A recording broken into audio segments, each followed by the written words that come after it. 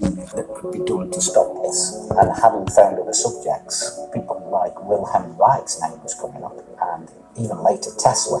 Wilhelm Reich, very, very clever person in as much that he realised there's an energy in life that's very, very powerful and important and is related to good health.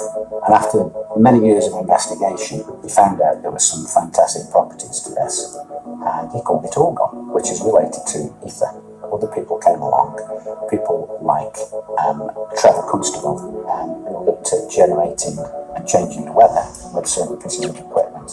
And this isn't the use of chemicals, this is actually the use of equipment which reacts with ether, and it's perfectly 100% natural. Wilhelm Reich actually found out there was amazing cures with ether, and one of them was cancer.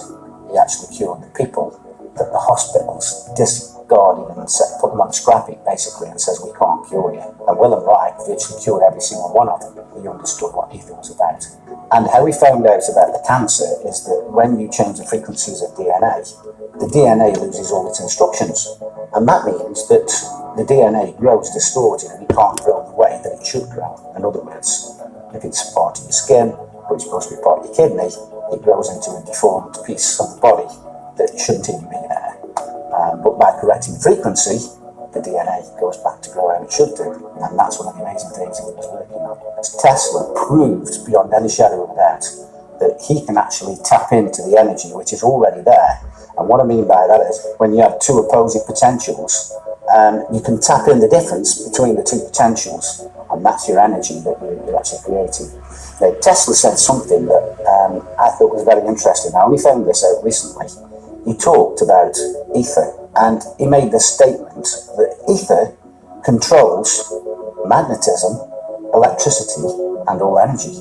Now, to actually come out and say that, he must have had some basis as to why.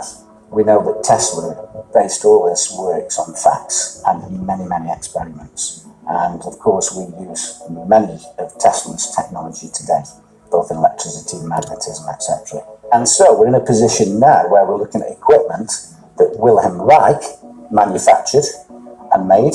We're looking at the way that he used it and he generated it. Now, Wilhelm Reich, he actually was called into places like California when it hadn't rained for months and months. In fact, some of these poor farmers were being bankrupt. He actually went to a place where it hadn't rained for many years, and after about 6 weeks, he did start to develop a very small amount of rain. But a moisture came into the area where all the plants started to flourish.